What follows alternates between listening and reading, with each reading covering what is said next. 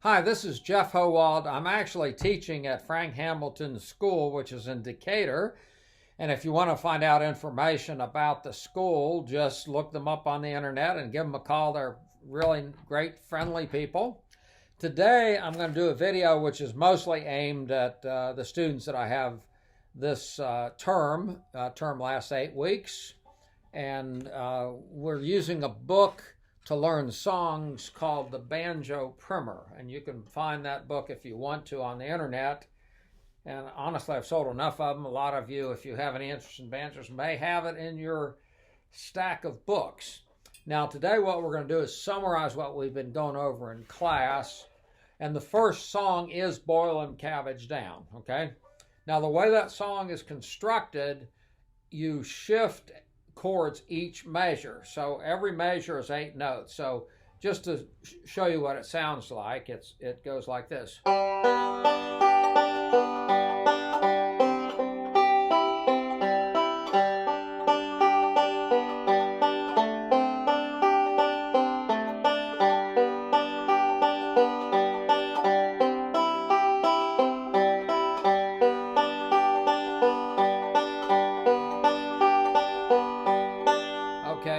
And once again, this is kind of a homemade video, so we're not going to go crazy about it.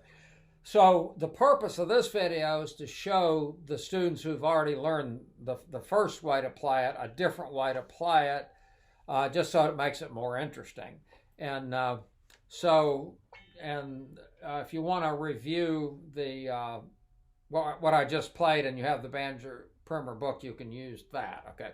Now, the way the song is laid out, you play one measure of G, so go, then C, then G, then D, okay, then G, C, and actually go G, D.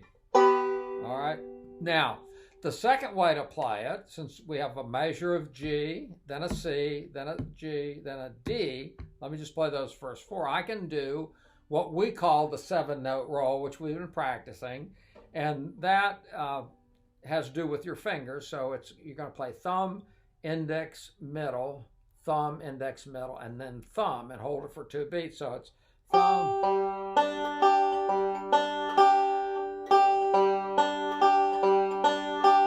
that is the 7-note roll.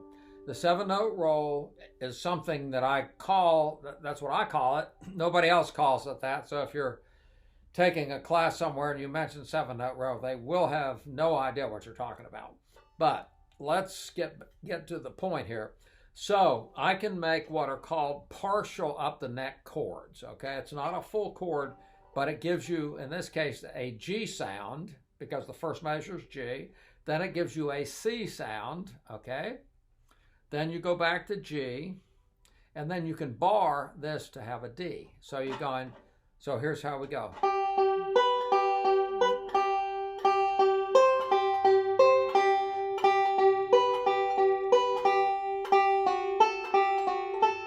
Okay, now let's go over that again. So what we're doing is thumb, index, middle, thumb, index, middle, thumb. So it sounds like,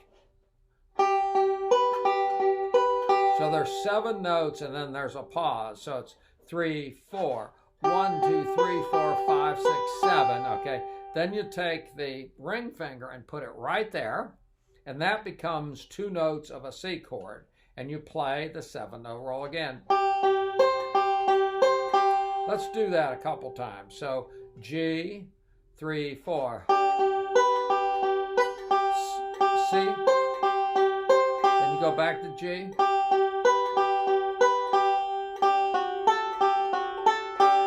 Okay, now let's try that again. So we're going to go G, 1 measure of C, 1 measure of G, and then a measure of D. And once again, these are not full chords. These are just 2 notes out of the chord, but it works just fine. So we'll do it one more time. 3, 4.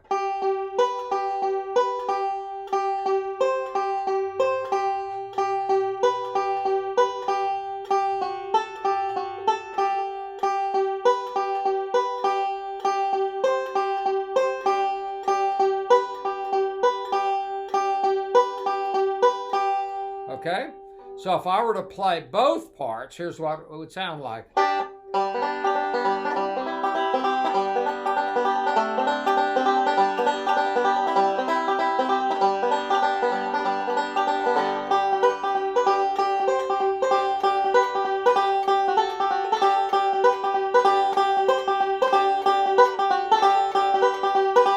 Okay? So that's an easy way to come up with a second arrangement. And that's really the whole point of this. So this will be the end of this particular video.